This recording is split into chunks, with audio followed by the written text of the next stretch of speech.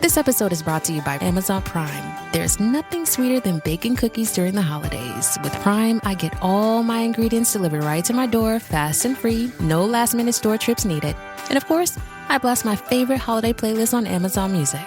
It's the ultimate soundtrack for creating unforgettable memories. From streaming to shopping, it's on Prime. Visit Amazon.com/Prime to get more out of whatever you're into. The White House staff says Joe Biden was overprepared and actually needed rest. That's legitimately their spin today. Wow. Welcome. It's Eric Erickson here across the nation. We have run into a call screening situation. I apologize because I know a lot of you want to chime in today. So we'll do that on Monday. However, if you have like a voice memo app on your phone, like the iPhone has the voice memo app, and you can email them, you can email me at eric@ewerickson.com, ERICK, eric@ewerickson.com, and I'll get it during commercial break. I'll listen to them. You got to keep them short and pithy. Be sure to say who you are and where you're from. And I'm happy to go with that in lieu of being able to take your phone call if you want to chime in on the debate. I want to start with something that is not from the debate, but it puts the debate in perspective. This, I think, actually encapsulates Joe Biden's problem. On December 8th, 1988, Ronald Wilson Reagan, 40th President of the United States, had his final press conference. Without a teleprompter, he had a press conference with limited notes on the podium. This is a man the Democrats wish you to believe was already suffering the effects of Alzheimer's. He wasn't, but the Democrats to this day insist he was.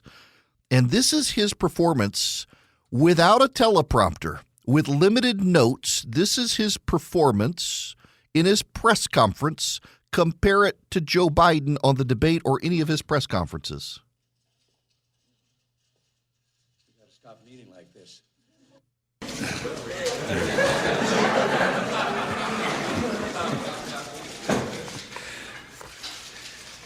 Well, as most of you know, President Gorbachev has had to return to the Soviet Union due to the enormity of the tragedy in Armenia. And in a phone conversation this morning, I conveyed to him the deep sympathy of the American people and our anxiousness to provide any humanitarian assistance we possibly can. The nature of President Gorbachev's departure is unfortunate and provides a sad final note to what has been an otherwise successful, and I use the next words advisedly, happy and historic visit to the United States. It was in this spirit that yesterday at lunch I presented Mr. Gorbachev a memento of our first meeting, an inscribed photo of the walk we took together in Geneva in 1985. The inscription read simply, "We have walked a long way together to clear a path for peace." And so we have. It was exactly 1 year ago today that an event here in this room spoke to the epoch-making nature of what has been achieved. The signing of the first treaty to eliminate an entire class of U.S. and Soviet nuclear missiles. Even in the short years since then, we've had the Moscow summit and Mr. Gorbachev's visit here.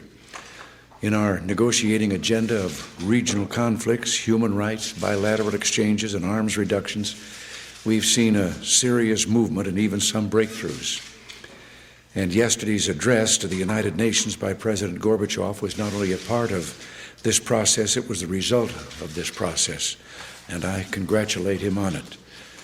On a personal note, Nancy and I were delighted that the Gorbachevs extended an invitation for us to visit Moscow, and as we have done before, each of us expressed the hope that they would visit us in California.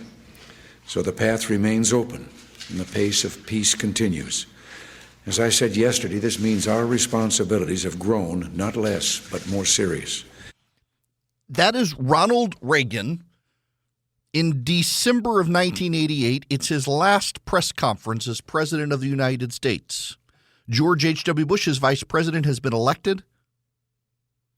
And 6 years later, he would start developing signs of Alzheimer's, and Democrats insisted that he was already showing those signs by now. That's him with just notes. That's him with notes, not a teleprompter, not a prepared speech. That's him with notes, talking to the press corps.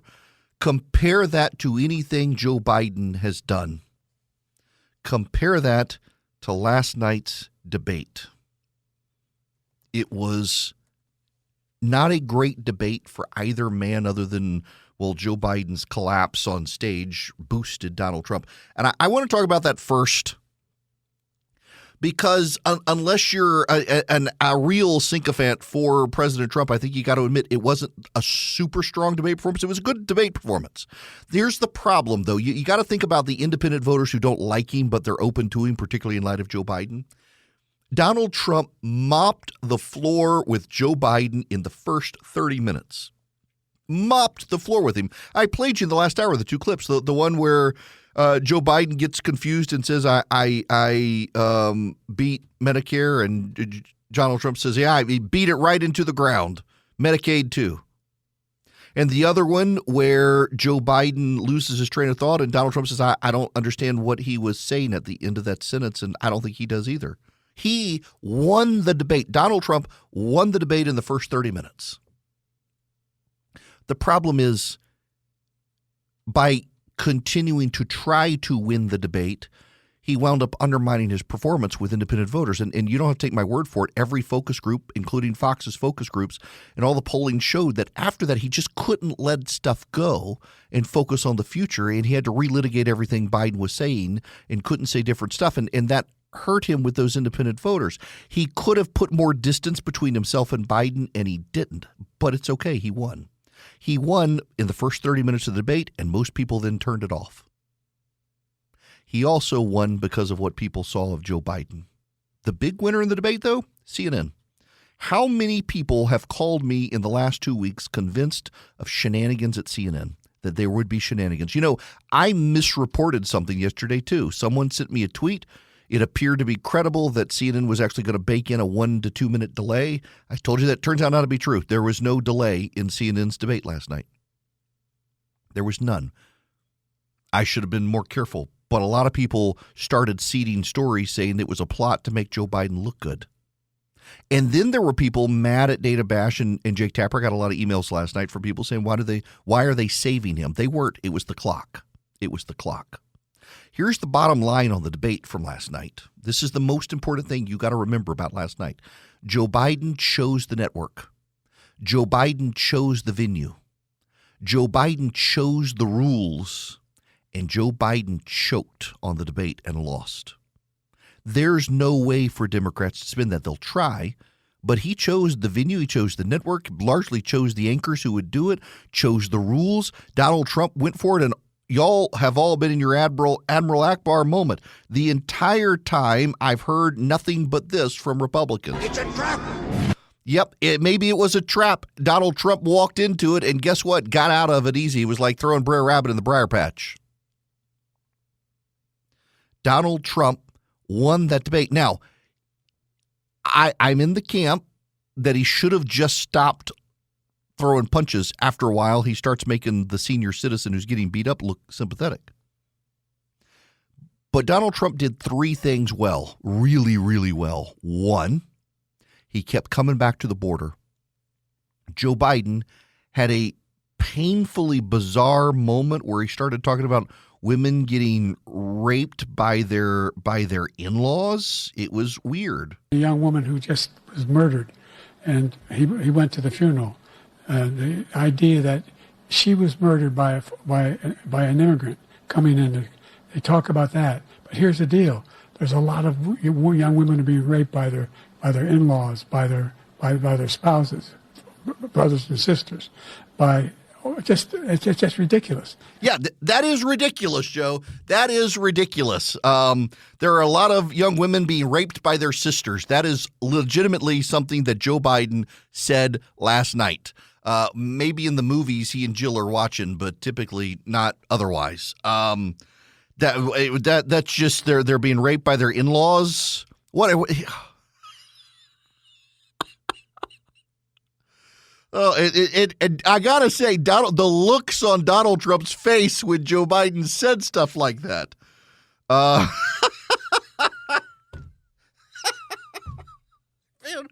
Well, he went to the funeral of this murder girl. Donald Trump continued to reinforce that the border is overwhelmed, that social services are overwhelmed. One of the things he took my advice. He took my advice. When they brought up January 6th, he said, look, on January 6th, the border wasn't overrun with people and people had jobs in this country and women weren't being killed by illegal immigrants. It was a good move on his part. It was a good move. I do think that he should have, when Dana Bash asked, will you accept the results of the election, yes or no, he should have said yes and then gone back to attacking Biden on the border. Instead, he said absolutely if. But he shouldn't have done the if. He should have just said absolutely or yes and moved back to attacking Joe Biden instead of attacking the system and relitigating 2020. Some of the stuff he just couldn't let go. And then there was the bizarre moment of the night. Joe Biden and Donald Trump arguing over a golf handicap. I actually would pay money to see Joe Biden and Donald Trump settle their feud on a golf course. It was a little weird, though, to have that golf exchange. And one of them said they've never seen anybody ace him. Thank you. President Biden? You can see he is 6'5" and only 223 pounds, or 235 pounds. Well, you said 6'4", 200. Well, anyway, that's what anyway. Just take a look at what he says he is and take a look at what he is. Look, I'd be happy to have a driving contest with him. I got my handicap, which when I was vice president, down to a 6. But by the way, I told you before, I'm happy to play golf with you if you carry your own bag. Think you can do it? That's the biggest lie that he's a 6 handicap of all. I was an 8 handicap. Yeah. 8. Never. But I had, how many? I've seen you swing. I know you swing. Okay, let's not act like children. President Trump, we're going to 21 Let's not act like children. Okay, so was he an 8 handicap or a 6 handicap? Y'all, just full disclosure, I don't have a handicap. I don't want a handicap. My buddy Jason, a pastor here in Atlanta, we're supposed to go play golf next week, and he's a good golfer. Those Auburn guys, it's what they do. He's a good golfer. I got to go play golf with him. I'm like, I don't have a handicap. My handicap is measured in beers drunk and cigars smoked on the golf course. And that's how I play golf. I enjoy it. I'm not there for a handicap. I'm not there to play in a competition. I don't want to play in a competition. I don't want to go play in your charity golf tournament. I'm not good. I just enjoy to play. Have a few beers, smoke a few cigars, hope not to lose many balls, and enjoy my time. These two arguing over their handicap. By the way, you can go online. There's a golf website you can go to, and you can find the last time Joe Biden posted his scores. He's not a 8 or a 6 handicapper. His scores were not good. They're better than mine, but they're not good. But really, this is what it descended to by the end of the night, arguing over their golf handicap, who's the better golfer, and Donald Trump on a swing, and Donald Trump tried to talk about mental acuity for being in office and the test he took, and Joe Biden just couldn't do it. It was a crazy moment in the debate of many crazy moments, and now you've just got a complete meltdown by Democrats. The MSNBC stuff was just wild to watch last night. It was like watching a funeral. And it just the whole thing last night. The winner was CNN. Jake Tapper and Dana Bash did a great job. And I want to say this lovingly to so many of you who were just convinced because of the stuff you were reading online that there was a grand conspiracy afoot to sabotage Donald Trump. Rethink who you're listening to when you hear stuff like that gets in your head, because there were a lot of people trying to pregame this and lie. They offered a very good debate last night. So good, in fact, that the Democrats today are attacking them for the audacity of letting Donald Trump talk without real-time fact-checking. How dare they do that? Democrats, you had a guy on stage who could have done it himself, and he never did. That's not CNN's fault. Greetings, conversationalists. Delighted to have you with me. I want to get, as promised, to some of you. And as I mentioned, we're having call screener issues. So I'm going to play. People can email Eric at ewerickson.com. Jason, you're up first. Hi, Eric. Jason in Orlando here. How is the cabinet not invoking the 25th Amendment here? Because like Trump's team, and it's not easy to do because it begins with the vice president of the United States. Kamala Harris has to take the lead on it, and she's not going to take the lead on it because Joe Biden has the nomination. If they oust Joe Biden under the 25th Amendment, that doesn't change him being the nominee for 2024, and that would disrupt her ability. Now, here's a catch I learned from a lawyer friend of mine a short time ago as well. The only person who can inherit Joe Biden's formidable war chest is Kamala Harris. It can't be passed to another campaign. It'd have to go to Harris. And they're not gonna pick Newsom over Harris. I know Republicans think that, but there's no way that's going to happen. By the way, Jason, I'll be in Orlando tonight. I've actually got a 5 p.m. flight down to Orlando. I was supposed to be on CNN this weekend up in D.C., and I wish I could, but my Uncle Leaf Erickson, down in Winter Park, Florida. I got to go see him. My dad and sister are down there, so I'll be headed to Orlando this evening and hanging out in Winter Park this weekend. If you see me around, it's really me down there. Now, let me get to, let's see, can I get to one more here? Where'd it go? Yes, right here from Justin. Hi, Eric. Justin from Jacksonville, Florida. Last night, Trump clearly won the debate. It was honestly disturbing to see just how out of it, I guess would be the right word, Joe Biden is.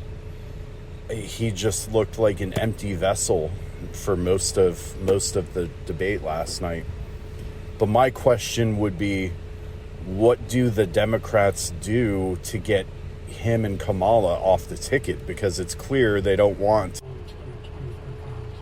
So how do they go about getting them out of the way to bring in a new candidate?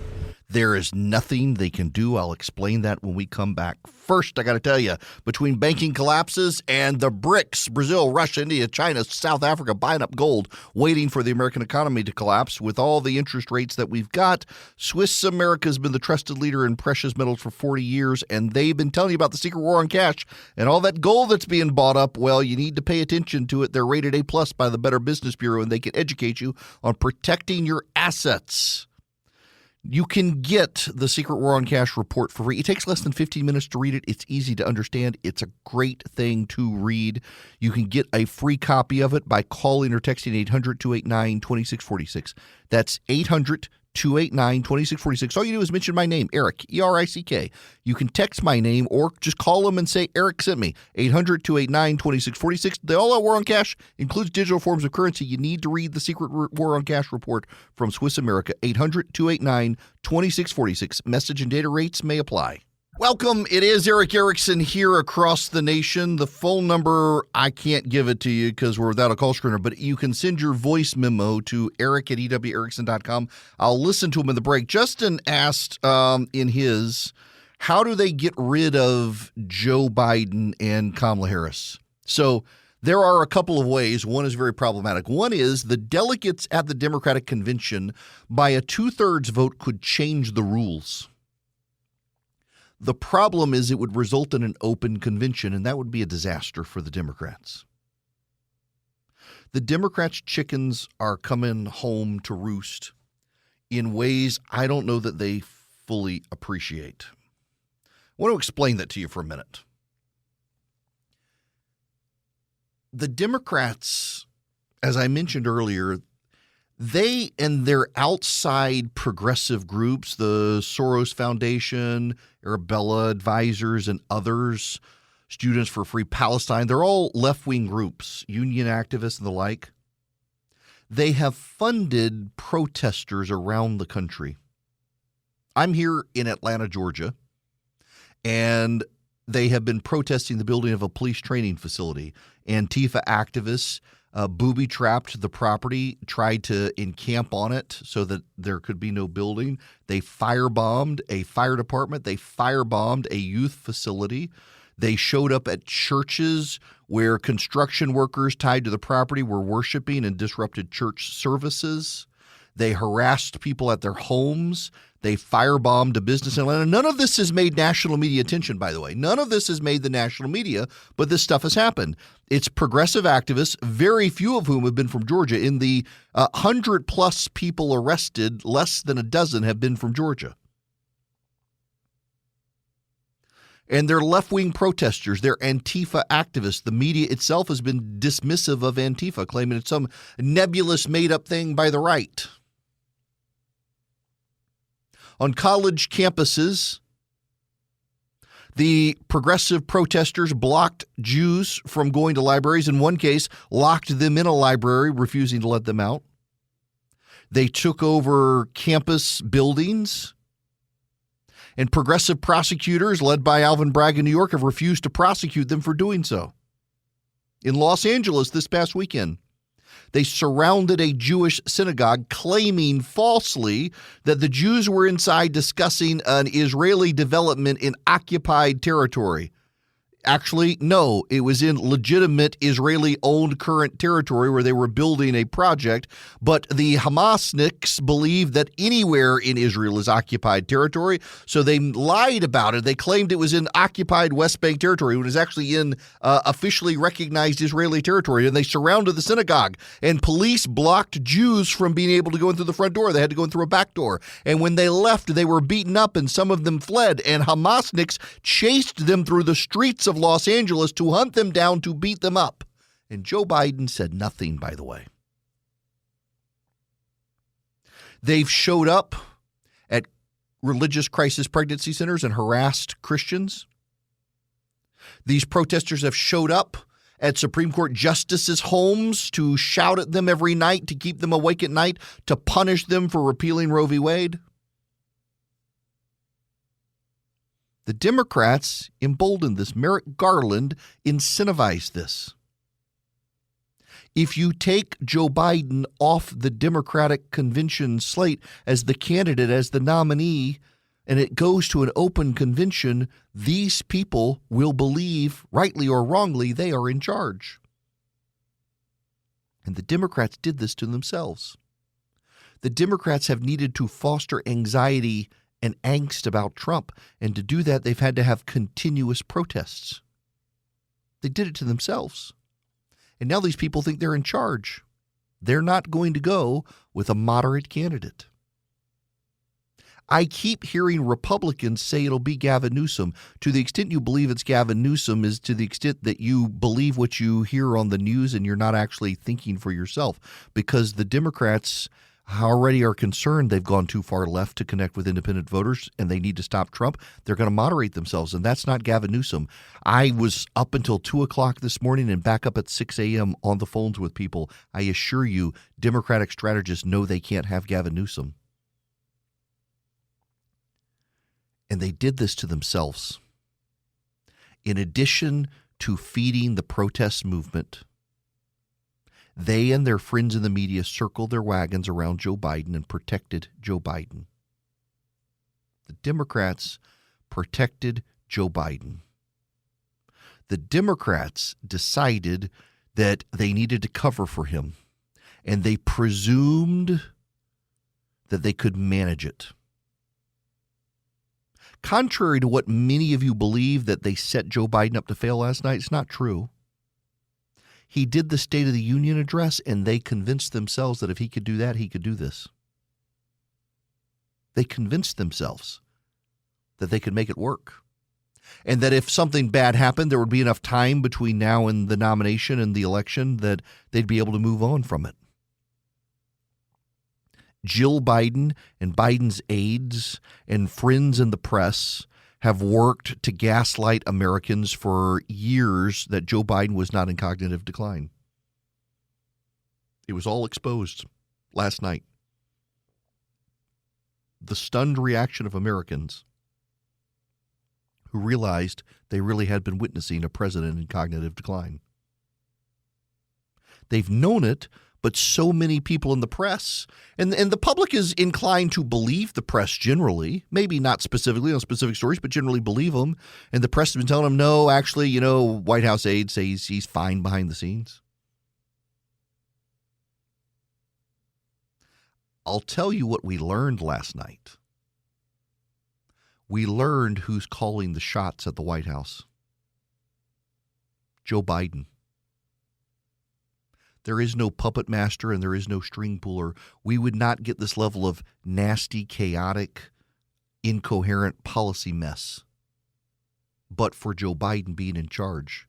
When you realize the only way to explain the incoherence and craziness of the positions of this White House is that there's a dementia-addled 80-year-old making the calls, well, it all makes sense now, doesn't it? There's no puppet master. There's no strings being pulled. It's not Obama. It's not Jill. It's Joe himself. Given a limited pick of options by his advisors around him, he's still picking. That's what makes sense. You watch that man on stage last night and you think about how incoherent his policies are. They make no sense. They're not things that you would do if you were serious about running for re-election. Joe Biden clearly is making the call on his policies. Joe Biden, a dementia-addled 80-year-old who can barely speak, is at war with the English language, must be let off stage by his wife and then thanks the people of North Carolina while he's in Atlanta, Georgia. That man is the man calling the shots. The buck is stopping with Joe Biden. He just doesn't remember it. It's the only way to bring synthesis and coherence to a bunch of incoherent, nasty, chaotic policies is that there isn't some puppet master with a consistent vision. It's a man who can't remember what he's doing, trying to put pieces together. They're letting him make the final decision. So how do you get rid of him? You can't shove him aside, but you can shove him downstairs. Not that anybody's going to do that, not that I'm recommending it, but that's it. He controls the nomination process. You got to go to him. You got to convince him. You've got to tell him, Joe, you must step aside.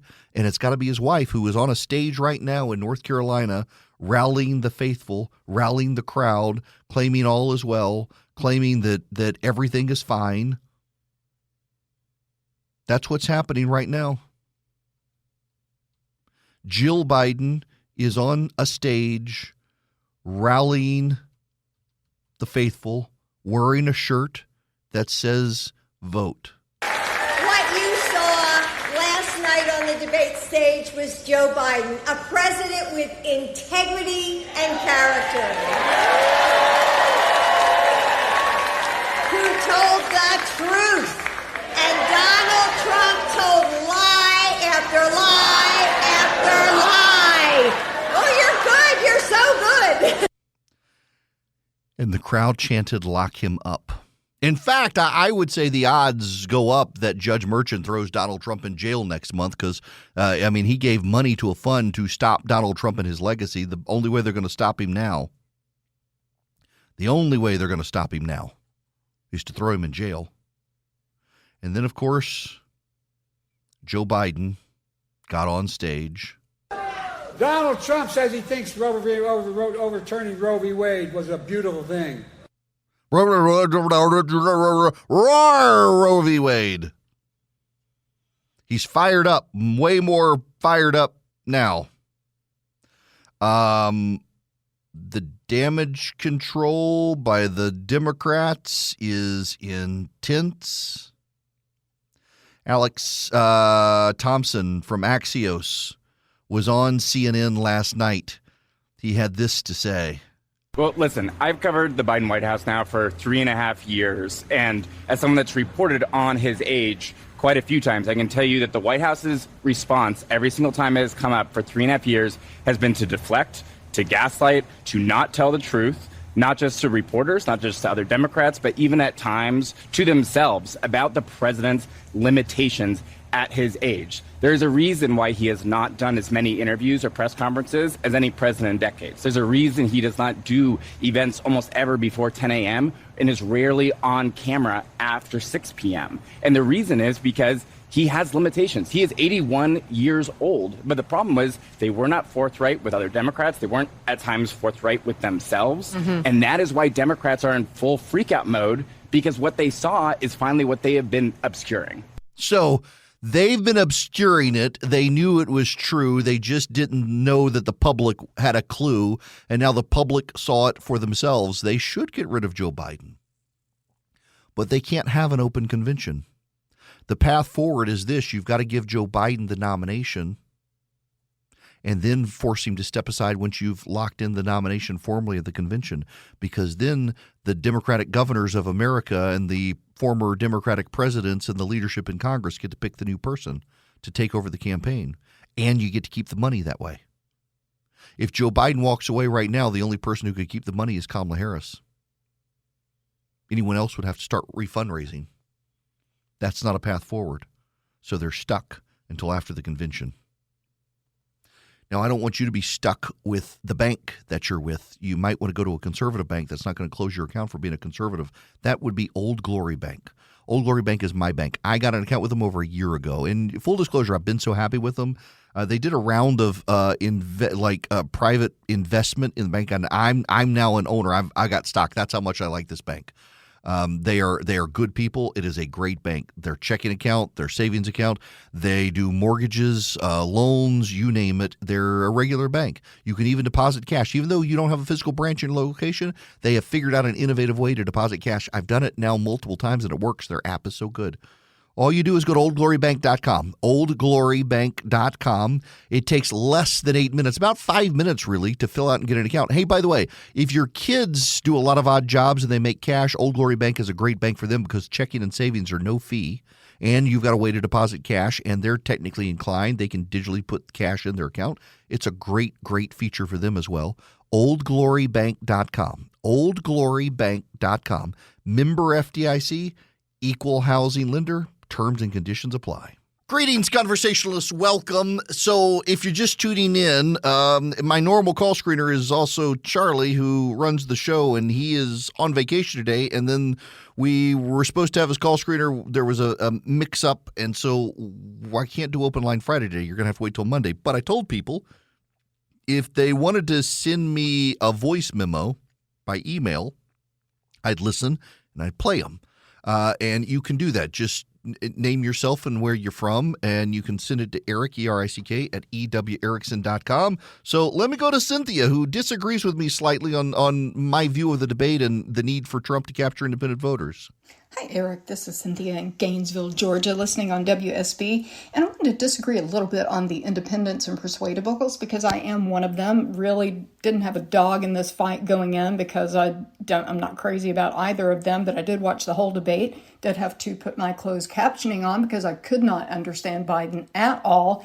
But what persuaded me was the fact that Trump focused on the kitchen table issues, inflation, the economy, the border, crime, overseas conflict, whereas Biden was pulling out the, put you back in chains kind of myths and things that have been debunked like Charlottesville and a lot of name calling. And I didn't really hear anything from Biden as to how he was going to rectify any of the issues that people care about. So for me, I was more persuaded by Trump, and it moved the needle for me. So wanted to put that out there. Thanks so much.